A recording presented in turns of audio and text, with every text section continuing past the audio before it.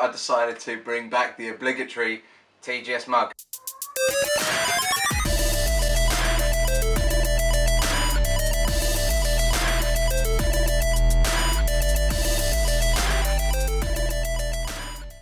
Hello everyone and welcome back to the Game Shed. It's time for another pickup video, and this time it's September part 1.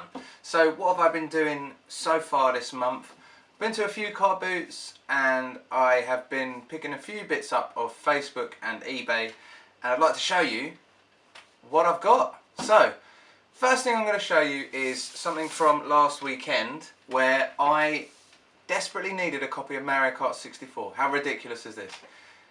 We've got one at the Game Shed somewhere, but Jamie couldn't find it, and so I had to go on the hunt within a day to get a copy of Mario Kart 64. So what I did is I contacted a couple of people, and who came up trumps? Games you loved. So if you know them from Twitter, Facebook and YouTube. So what I did is I went down there after speaking to them on Twitter, and they had put aside a copy of Mario Kart 64 for me. So that was the first thing I grabbed off them. The other stuff I grabbed was the following. NES titles. I can never resist NES games. They just look so good and I love playing a lot of them. There's a lot I haven't played before and I love to try and catch up with the games on that. So the games I've got are Time Lord, which I think we've already got, Defender of the Crown, Kickoff, I think we might have, and finally Xevious. So this is a beauty, this one. I'm glad I got this. I love a good shoot 'em up. So that's what I grabbed. The last thing I grabbed off them was this Sega My Card. Drop us a comment below and let me know if you've got a copy of this, or this is something that you've always wanted, or whatever. Just let me know and we'd be quite intrigued. When I first saw the cards on the stall I thought, yes, Master System cards, but it turned out they weren't. So there you go, Sega My Card, and that bundle I grabbed for 20 quid. Thank you, Games You Loved. The other thing I picked up from that car boot was a Nintendo DS Lite. It's battered, the hinge is dodgy, it's been drawn on, but I don't care because I needed a DS Lite to swap out the casing on, because I bought a brand new casing, as you would have seen in Pickups Part 3. So that's why I bought that, and I got that for a quid. So I'm not going to say no, really. Bargain. Next things I grabbed were just from CEX, and I was just in there with my son and he was trying to trade something in, and I saw these and just thought, you know what, £1 and 75p. I'm not really going to say no because they look brilliant. So I say brilliant, and I mean brilliant in a shit way, because obviously VIP starring Pamela Anderson is renowned for being shit, but we do love our shit games, so that's why I grabbed that. Box complete, 75p. It's probably cheaper than you get it at a car boot. So the other game I got was Soldier of Fortune, and this is the Gold Edition. This was the first Soldier of Fortune that came out on the PS2. Box complete, and I got this for a quid. So CEX can sometimes come up trumps. Definitely worth a look if ever you see a CEX in your high street. The next two games that have come to the shed were courtesy of Tom Marrett. Thank you very much, Mr. Tom. And they are very random. A quid each. The games are Hurdy-Gurdy, which looks like a cartoon style adventure. I've not played that.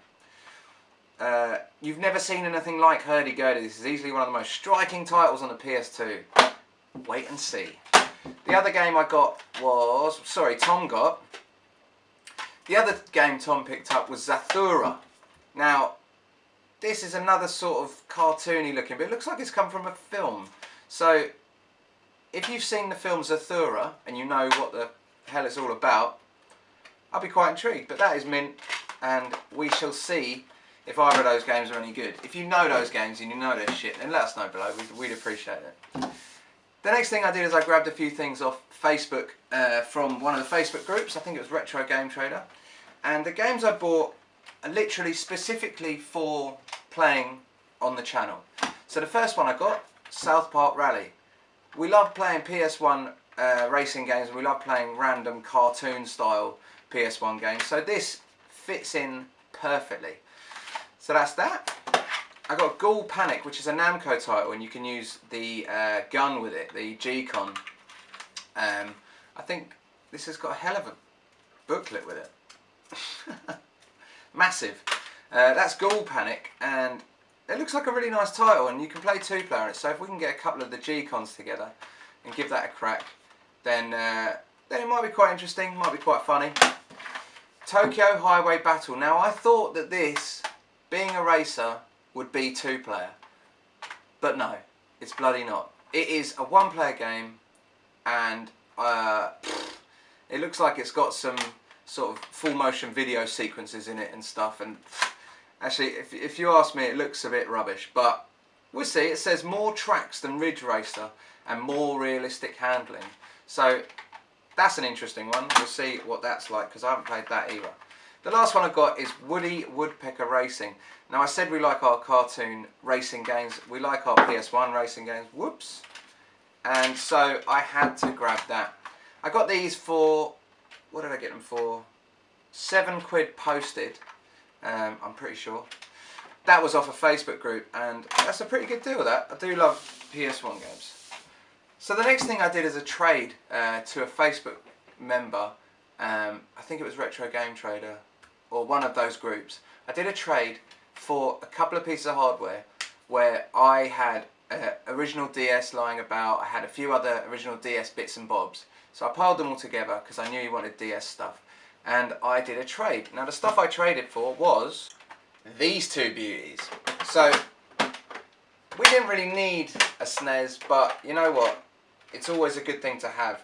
I've been playing this at my house rather than at the game shed, and it's nice. It's nice to have around. I actually did a gaming tournament at a charity event last weekend, and this came in very handy as a side thing that people could do, play Mario Kart on the SNES aside from the tournament, so it gave people something to do. So that was nice. So that's SNES. It's not too bad condition actually. It's not very yellow. There's a bit of dirt on there. I just need to give it a clean up. So give that a good old wash. The other thing was this beautiful orange N64. So me and Jamie have got a bit obsessed with the coloured N64s, and we've grabbed 2 of them I think so far out of the, I think it's 6 or 7. So that's the first one that we got, and that's the clear orange. So that is an absolute beauty, and I'm very happy to have that.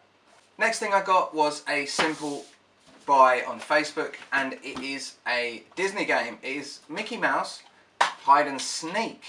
I've never seen this before. This is a GameCube game, and I've never played it before, so I thought, why not? You know, it might make an interesting video. It looks like it's a puzzle game, and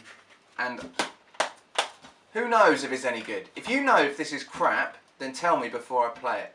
But I do like crap games, and I do like giving them a spin through because they are generally the funnier versions of games. So, Hide and Sneak on the Nintendo GameCube. So for the final part of this video, the sun has come out, as you can see right here, and I decided to bring back the obligatory TGS mug. And this time, Jamie, I just want to prove to you that there is a bloody hot drink in there. So here we go. On to the last part of the video, and this was a car boot I went to that was just in September. So it was right at the beginning, and I had an absolutely beautiful pickup, haul, whatever you want to call it. It was mental. So I rocked up at the car boot with my 2 kids, and I thought, well, let's just do a quick one because we were going fishing afterwards. Random. We were going fishing, and I thought, let's just go to the local car boot. So we popped in there, parked up, walked in, and the first thing I saw is something Jamie has been going on about for ages. It's one of his childhood computers, and I saw it and I just had to get it. So what that is, it's a bloody Amstrad CPC 464, and if you have been watching his videos, you would have seen he bought a mug recently that was dedicated to the 464. It's got the pattern of this on it, and he's obsessed. So I grabbed this for him. Unfortunately, it's got absolutely nothing with it. So there's no green monitor, there's no cables, there's nothing. So, but it cost me £2, and even if that £2 just buys me a dodgy pirate version of Action Man, then I'm happy. So that's that, £2, bargain. Next thing I bought at the same car boot was a couple of PS2 games. I do a lot of buying for the channel, but also sometimes I'll buy games that I can play. So here we go. The games I got were TT Superbikes, Real Road Racing, which looks like a good one for me and Jamie to play, and Red Dead Revolver. It's absolutely mint condition, and I'm quite intrigued to see how this handles. So that's Red Dead Revolver and TT Superbikes. Now those cost me, those cost me £1 each, I think. It wasn't any more than that. Generally I won't pay more than £1 for a PS2 game unless it's something that's really unusual. So there we go. The next lot was in the same car boot. We carried on walking around and my son spotted a couple of things poking out of a box where the guys had obviously done a house clearance or something similar because it was just stuff everywhere. But we saw this box and I saw an N64 controller poking out of it. So that rang alarm bells instantly, and so I literally dived into the box and had a field day. So that was the first thing I found, was this clear third-party N64 controller. I'm not sure about this. Feels just weird. It's a Logic 3 one, and generally these are crap, aren't they? So we'll see. I'll give it a go, see how it handles. Blue controller, very nice.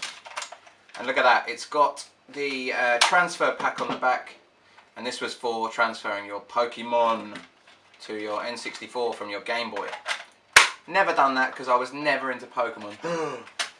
No, I wasn't, but it's always a good thing to have, and you never know, I might suddenly get into Pokemon one day.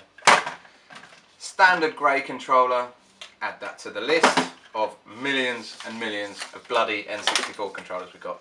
But I do like the blue one, it's very nice. I don't think we've got a blue one, so add that. So the next thing that I got, aside from the N64 controllers, was another N64 accessory. This is a action replay style kart add-on. This is the Explorer 64. So using this, you can put in cheat codes and unlock stuff in games really easily.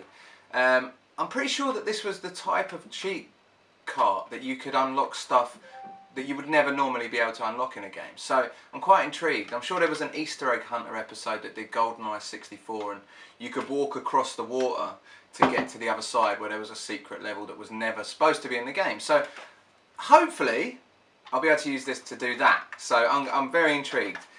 The game that came with it, unfortunately, was Clay Fighter 63 1/3. Now, they couldn't quite get up to 64 because it was so shit.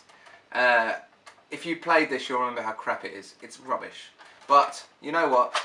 I'm not going to turn down an N64 kart, especially one that we haven't got. We probably haven't got it for a reason.